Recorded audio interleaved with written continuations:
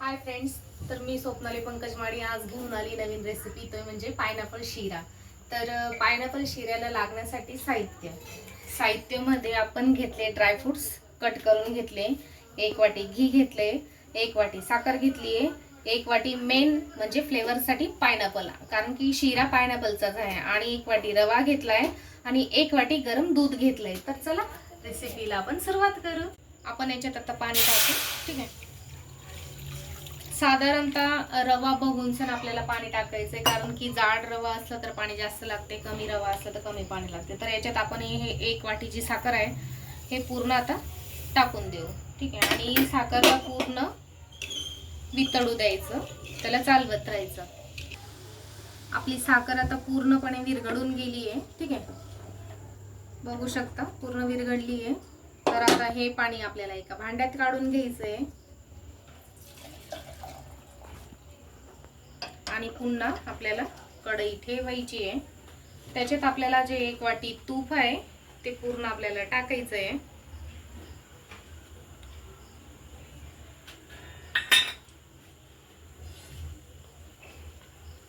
त्याच्यामध्ये आपल्याला पूर्ण रवा टाकायचा आहे.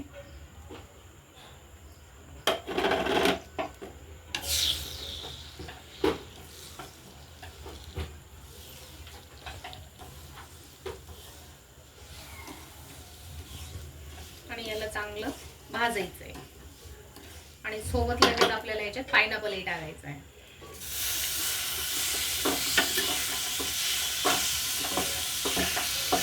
रवा भाजत असताना पायनॅपलला असं हळूहळू हे करायचं, म्हणजे ते रव्यामध्ये मॅश होऊन जाईल आणि सोबत सोबत पटकन शिजतं. हे बघू शकता पायनॅपल आपलं असं बारीक पूर्ण चुरलं जात आहे आणि सोबत सोबत रवा पण आपला भाजला जातोय. छान असं मंद गॅसवर त्याला चालवतच राहायचंय, कारण पायनॅपल मध्ये थोडंसं पाण्याचं प्रमाण असल्या कारण ते पण वितळतं आणि कढईला लटकायलाही नको. त्याला चालवतच राहायचं. आता आपण याच्यात टाकू ड्रायफ्रुट्स. ठीक आहे.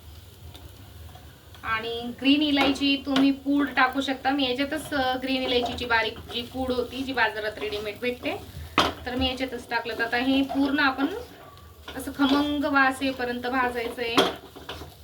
गॅस फ्लेम लोच ठेवायची आहे. ठीक आहे. छान असं भाजायचं आहे. बघा पूर्ण असं छान खमंग वास पण येतोय. असं छान प्रकारे भाजलं गेलंय पायनॅपल, ड्रायफ्रुट्स आणि रवा.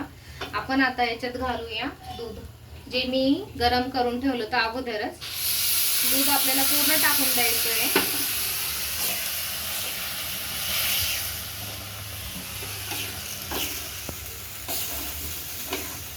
त्यानंतर आपल्याला टाकायचं आहे आता जे गरम आपण साखरेचं जे पाणी तयार केलं होतं ते पाणी आपल्याला टाकायचं आहे आणि गॅस फुल ठेवायचा आहे.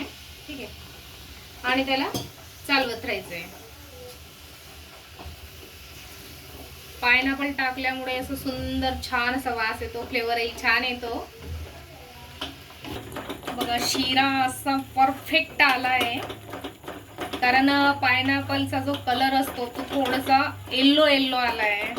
आणि तुम्हाला जर खायचा कलर याच्यात मिक्स करायचा असेल तर तुम्ही तोही टाकू शकता, कारण की हे येतं ना एक असतो बुंदीचा कलर, आणि म्हणजे खायचे भरपूर असे प्रकारचे कलरही येतात. आणि दुधामध्ये केसर वगैरे टाकून त्याचाही तुम्ही कलर रेडी करून तेही टाकू शकता, म्हणजे ऑरेंज कलरचा शिरा येईल. माझ्याकडे कलर अवेलेबल नव्हता म्हणून मी डायरेक्टच बनवलं. सुंदर असा छान शिरा आपला रेडी झालाय आणि त्याला आता मी 5 मिनिटं जरा झाकून ठेवते, म्हणजे छान असा फुलून येईल रवा. रवा आपला असा परफेक्ट फुलून आलाय. तर बघू शकता पायनॅपल शिरा आपला असा परफेक्ट रेडी झालाय.